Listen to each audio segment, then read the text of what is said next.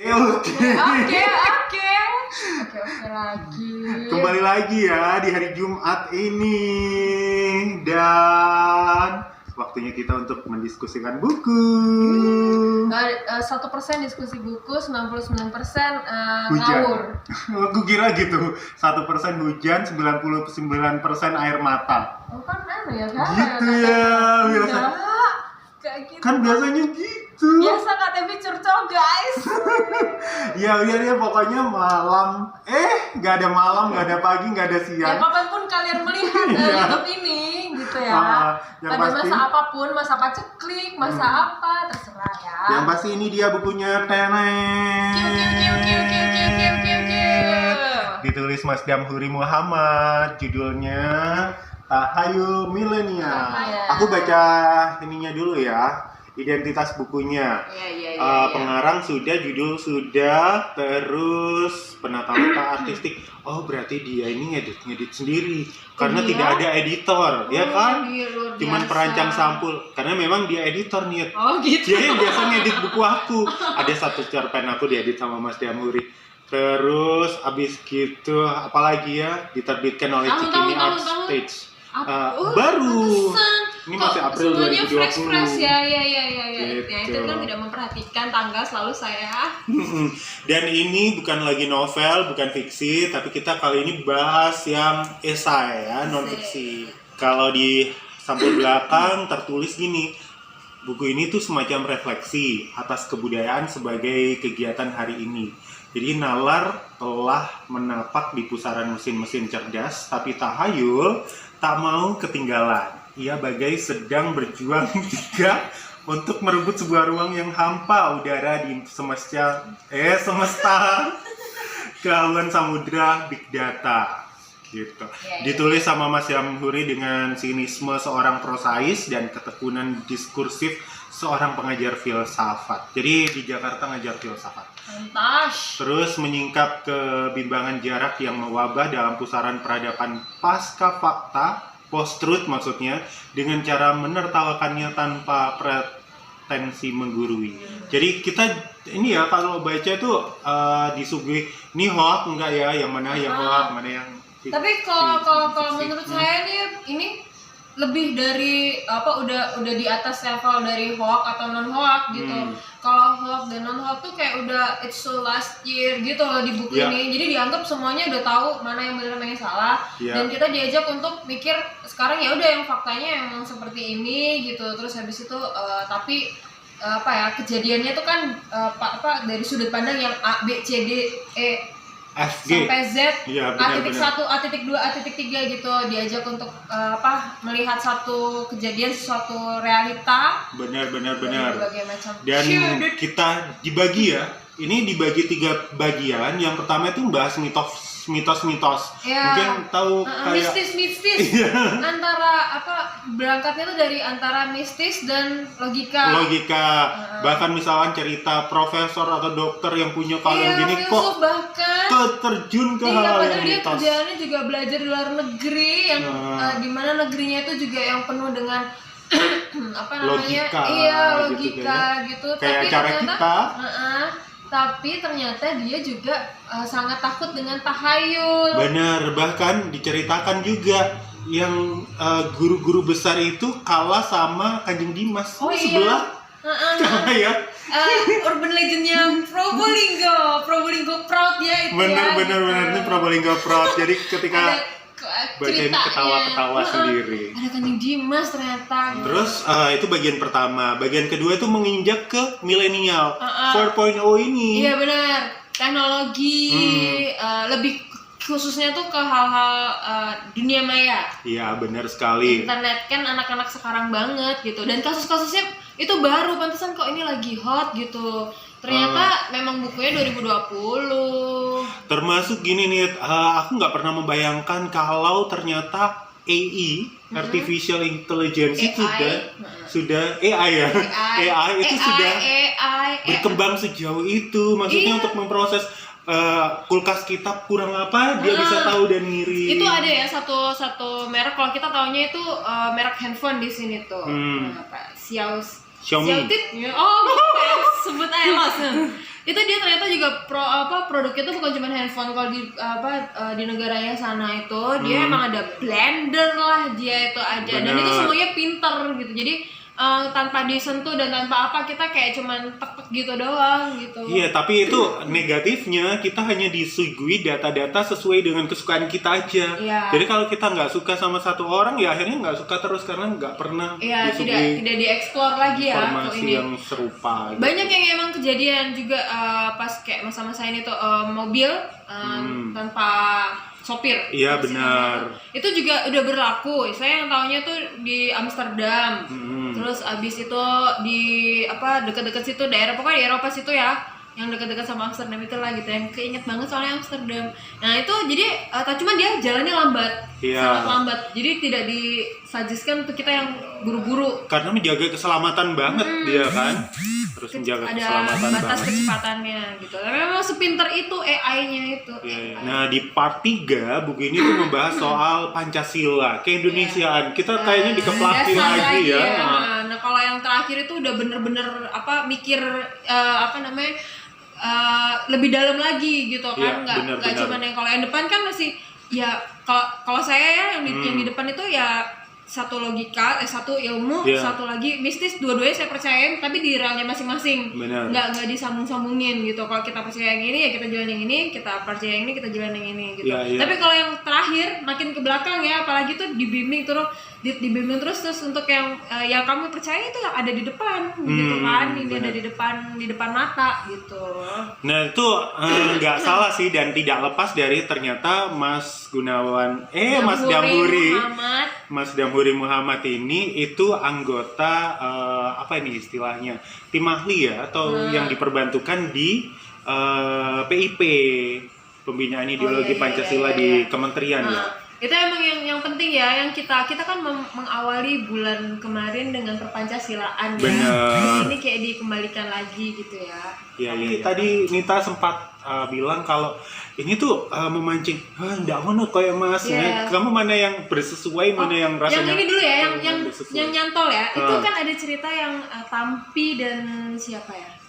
Dari berita kok ini. Jadi aku agak lupa. Tampi itu dia seorang tukang pijat, penghasilannya kayak ini. Terus habis itu ada pemuda dari Brebes mana gitu, dia menikahi si Tampi ini. Oh iya, nenek sama orang muda banget. Terus nanti dia bunuh diri karena cemburu, ya kan, yang anak mudanya ini. Terus dia live kan, akhirnya viral. Tapi bukan cerita itunya sih, semuanya di sini tuh gitu. Kalau yang depan-depan ya. Karena yang dua bab di depan kan perbandingan. Iya, benar, nanti di paragraf terakhir dia bikin twist. Iya benar. Twistnya itu ngena aja gitu soal ada soal romansnya, juga soal ininya ternyata dihubunginnya ke masalah politik lagi. Iya benar. Pada saat itu gitu. Wah, kita udah mikir jauh-jauh ternyata, tapi kayak gitu tuh ngefek. Jadi gimana Mas Muhammad Damhuri ini membina otak kita perlahan gitu, dari hal-hal yang ada di sekitar kita. Ya, gitu kan dia bilangnya gitu, pakai hal-hal yang memang relate ya, kayak gitu, soal percintaan atau soal batu akik segala macam kan. Batu akik. Iya, gitu kan dia berita-berita kayak gitu dia angkat semua gitu. Yang kita lebih tertarik untuk buka daripada soal pilpres yang sebenarnya. Iya gitu. Benar. Kalau misalkan disuguhi awal langsung pilpres, kita aduh berat, malas baca kan. Akhirnya gitu ya. di terakhir-terakhir kita ternyata yang namanya pilpres ya begitu, masanya emang begini. Masuk ini Barbie. Oh iya. Iya kan? Pandir gitu. Ya orang-orang memilih menjadi pandir, jangan-jangan dia memang sengaja memilih menampilkan sosok dirinya yang sebodoh itu. Iya, gitu. karena emang udah capek gitu kan. Banyak kan memang pada masa-masa akhir-akhir ini kan juga soal mental health kayak gitu kan bener. Juga ini ya. Jadi mungkin emang orangnya aja yang memang ingin memunculkan citra dirinya seperti itu kan, memang dia sendiri udah capek gitu. Dan enak nggak mikir gitu. Dunia ini penuh dengan penghakiman si Celsus, siapa yang jadi Ken, Ken gitu kan gitu. Dan aku udah nggak peduli, jadi aku sakit nggak apa-apa. Akhirnya dia juga meninggal karena sakit kan gitu. Aku nggak apa-apa sakit, yang penting aku ya udah live my life happily aja gitu kan. Kalau saya yang nggak setuju itu ada setuju nggak setujunya sih, soalnya sangat menyentuh semua ranah ya Mas Damur, itu soal generasi milenial. Iya. Dibilangnya sama orang tua nggak sopan tuh, kurang moral, tapi anak generasi milenialnya sendiri menganggap orang tua tuh nggak mikir gitu. Sebenarnya itu bukan cuman antara generasi analog dengan generasi digital ya. Itu menurut saya itu juga sebenarnya udah pasti ada kayak gitu di setiap gap. Kalau misalnya gini, cuman kita nggak ngerasain nih karena mungkin keterbatasan juga informasi pada masa itu. Jadi contohnya gini, perubahan aja dari kita yang barter, terus kita punya mata uang masing-masing, itu pasti juga saling menghina gitu, saling menghina gitu kan, saling melihat keburukannya karena apa? Yang satu nggak siap, yang satu nggak biasa, yang satu udah ini menguntungkan buat saya gitu kan? Ya benar. Kan sama kayak ojol-ojol gitu ya? Atau senantiasa kita bilang kan, zamanku dulu gini, kita senantiasa hidup dalam kenangan. Padahal hidup kita tuh terus maju, nggak yang namanya jam aja kan terus berputar gitu kan, maju ke depan. Ya, teorinya Einstein atau Pak siapa itu? Siapa ini? Yang time travel. Iya. Itu juga kan sampai sekarang masih kita sampai gini, kira-kira gini. Iya, aku lupa namanya. Theory of Everything tuh siapa ya? Itu kan, nanti ditambahin tulisan ya kan? Iya, benar. itu kan masih sampai sekarang juga belum terbukti kalau kita bisa turn back time gitu kan. Semuanya ke depan gitu. Jadi mending kita hidup ya yang ada aja gitu. Maksudnya ya enggak, kalau misalnya memang ada yang kita banggakan dari masa kita, mungkin masa yang zaman dari analog itu moralnya lebih tertata, lebih sopan kepada orang, terus lebih sosialnya menurut mereka itu akan lebih bersosial dengan fisik, secara fisik gini kan. Cuman memang zamannya mengajak kita seperti ini sekarang gitu kan. Kayak zaman dulu aja, zaman dulu banget, orang kemana-mana jalan kaki. Lalu akan dimudahkan dengan kendaraan, apa itu tidak ada ketimpangan sosial ataupun juga awalnya pasti ada. Cuman mungkin pada saat itu belum digali secara ilmu, terus juga keterbatasan informasi, jadi yang punya ilmunya susah menyebarkan itu. Jadinya ya kayaknya nggak apa-apa aja, fine aja. Tapi yang namanya perubahan pasti mendapatkan no atau pro yes, kontra pro dan kontra. Gitu. Aku jadi inget nih. Tapi ada juga yang membenarkan kok. Pas di sini ada artikelnya, ada essay-nya yang juga ya gitu. Memang semuanya ada masanya gitu ya. Kita masanya sekarang begini. Antara ngikutin atau enggak ya nggak apa-apa gitu. Terserah pilihan masing-masing ya. Aku akhirnya jadi ingat kembali lagi kalau yang Nita sampaikan tadi di ranah filsafat sendiri juga akhirnya kan sekarang zamannya metafilsafat gitu kan.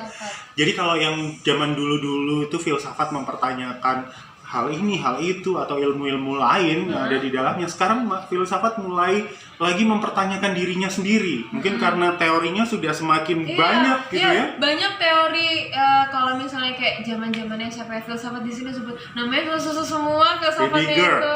Siapa ini? Ada kok. Jadi kalau misalnya dulu kayak termasuk AI, nggak, bagaimanapun robot itu adalah buatan manusia, AI itu juga buatan manusia, jadi nggak akan mengungguli manusia lah. Sekarang mereka udah bisa mikir ternyata, bisa mikir sendiri, kita bisa tergantikan dengan mudah.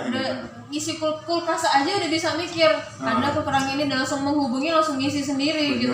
Terus kendaraan juga bisa memahami marka-marka gitu. Kalau kita lupa matiin lampu di rumah, tinggal pencet tombol aja mati sendiri. Gadget udah bisa ngerti sendiri gitu. Jadi banyak juga filsafat yang zaman dulu udah mulai tidak relate dan dipertanyakan dia masih seperti ini gitu. Dan menurut saya nggak apa-apa sih kalau misalnya mengikuti zaman, berarti harus dipertanyakan ulang ya, diperbarui gitu kan. Kayak gadget sekarang juga kan semuanya harus diperbarui, ada masa lifetime-nya. Benar. Dan pesennya Mas Damhur ini karena dia setiap kalau sudah jadi aku minta linknya dong gitu. Ya serius. Aku minta linknya gitu. Dia pesen gini, kelemahan dari buku ini apa gitu. Kalau dari saya kelemahan itu cuma sudut pandang sih, tapi itu nggak apa-apa kan gitu. Ya kayak tadi soal milenial gitu, semuanya ada masanya. Tapi ada juga artikelnya yang mengiyakan, makanya saya bilang tadi lengkap gitu Mas Damhurinya. Kadang ini kayak misalnya soal milenial tuh kan berapa berita gitu ya, berapa artikel gitu ya. Jadi enggak ini mas nih nggak gini, enggak ini mas nggak gini, tapi belakangnya ya itu ya juga sih gini gitu. Kalau aku kelemahannya nih antara teknis sih sebenarnya nih. Aku kan harus buku-bukunya tuh yang cantik modelnya gitu ya. Iya. Kadang-kadang kalau kayak gini di toko buku nggak aku beli. Ini kayak buku tahun 80-90-an gitu ya. Padahal ini dibaca sama anak-anak sekarang itu pasti masuk banget. Dan Apalagi adik beritanya kamu tuh fresh. kan Ya, akhirnya ya, suka ya. kayak gitu ya.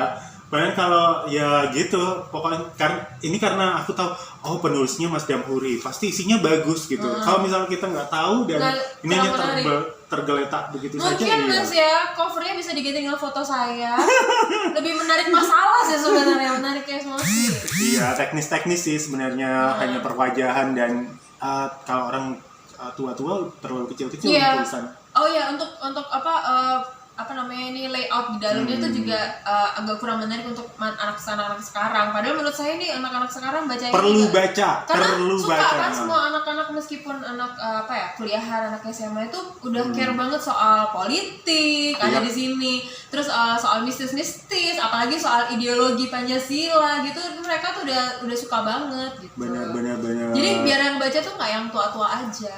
Dan kelebihannya kalau menurut aku detail, itu pasti nggak usah semua berita yang nggak penting soal batu aki, soal supporter bola gitu yang aku aja nggak ngerti. Aku langsung paling nggak ngerti tuh baca supporter bola dari yang lainnya. Oh ini tim bola, oke. Detail gitu ya, sih kita merasa kita taunya hanya itu saja. Ternyata tuh punya sejarah yang panjang. Apalagi berita-berita yang selama ini sangat viral, semuanya berita di sini, semua berita dari isu yang diangkat itu semuanya berita viral. Terus tapi kita bisa tahu, ternyata biasanya kita cuma dapat segini. Oh ini ada ulasannya gitu kan, kayak diajarin kamu coba lihat dari sisi sini, coba dari sini. Jadi kita juga terpancing. Kalau bisa dari sini, bisa juga dari yang sini, dari sini kayak gitu. Iya, itu dia pokoknya. Ya udah teman-teman, itulah ulasan dan Mas Damhuri terima kasih bukunya. Bunda Wina terima kasih bukunya. Oh, dari Bunda Wina juga. Terima kasih Bunda Wina. Memberi bacaan yang asyik untuk minggu ini akhirnya bisa diselesaikan PR-nya. Iya, benar sekali. Setelah minggu lalu gagal. Besok ada PR lagi ya, buku pink lagi ya. Oh iya, kembali ke buku pink ya kita. Iya, kembali ke buku pink. Dan teman-teman terima kasih banyak sudah menyaksikan channel ini. Kita kembali Jumat depan di Logika. Bye bye. Dadah.